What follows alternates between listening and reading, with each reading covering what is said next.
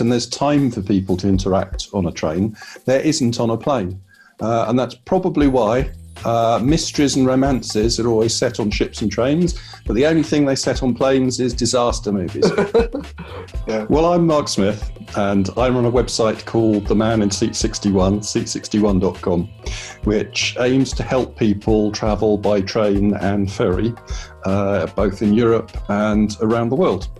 The travel industry is set up to sell you flights, car hire, and more flights. And the rail industry sort of got blinkers on, it's looking at its own little bit. So I thought I'd be a bit subversive and put the information online. And it started as one page. Here's how you get to Barcelona, Venice, Rome, Vienna, Copenhagen, Warsaw, Berlin by train. And of course, it's now expanded into sort of 300 or 400 pages. It gets up to 1 million visitors a month. And it has, much to my amazement, become my full-time job. It has been since 2007.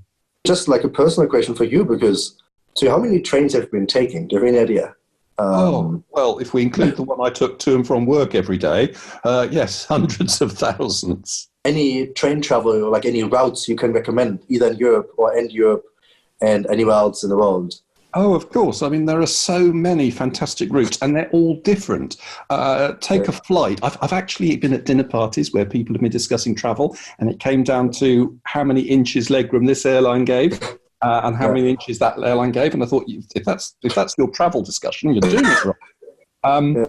There are so many routes. The Bernina route in Switzerland, which is a narrow gauge route over the top of the Bernina Pass in the high Swiss Alps, is utterly fantastic. And there's a clever way of doing Zurich to Tirano for €19. Add a €12 ticket for the next onward train, and that'll get you to Milan. My favourite train is really close to home, London to Fort William on a Caledonian sleeper.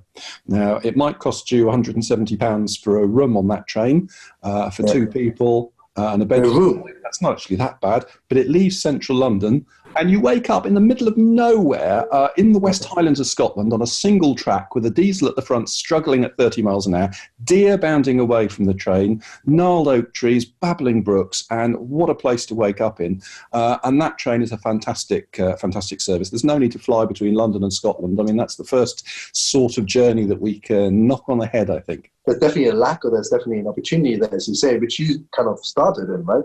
To say, hey, this is a really enjoyable way. People should just know how to do it, and that's where you start.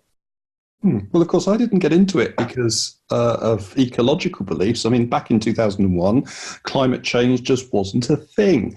I got into it because it's a much nicer way of travelling. So my message has always been, you're not suffering to save the planet. You're actually doing yourself a favour and rediscovering the joy of travel, as well as doing the planet a favour. Air travel can be a nightmare to do, but it's really easy to book. Train travel is fantastic to do, but it can be difficult to book.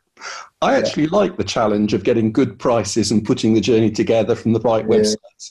I find that challenge quite appealing. But it's like most things in life. If you put a bit more effort in, you get a lot more out. And that's really what train travel is about, getting more out of your travel opportunities. So, this concludes this 4-day journey from Cambridge to Madrid. And that's been a true pleasure. The last 4 days have been a big adventure in some ways, because, you know, it's always if we go to all these different places and having the stops in Brussels and Paris and Barcelona has been true fun, has been really enjoyable, and reconnecting with people, meeting new people, also through this, being able to interview a few really amazing people. And yeah, so a few things to say now is that this has been the journey for the 4 days, and as fun as it is to film them and run around and everything, it's actually also a lot of work to edit them. And I'm so extremely grateful for Finn to do all the editing. But it meant short nights for him, because he worked late and he woke up very early to always get them out at the right time for you in the next day. So what the plan is from now on, that I have so many more exciting, amazing interviews coming up. from all around the world, really, but also here at COP25 in Madrid. And I want to keep doing them, right? So we have like a really cool lineup of people. And so the plan now is that I will have these interviews, and we have a bit of probably like a nice intro and outro to it. And then we're just going to post them as interviews on YouTube and Instagram. So yeah, thanks so much for watching again. I'm really grateful for what so many of you have been telling me, for feedback and suggestions how to make it better, etc. Please keep them coming. And yeah, it's been a wonderful experience, and I'm very grateful for you to be part of it. And yeah, we'll see you, I guess, in the next days in a different kind of format, but we will hear from each other nevertheless, and I'm looking forward to interact with many of you. And yeah, talk to you soon. Bye-bye. Good night. Bye-bye.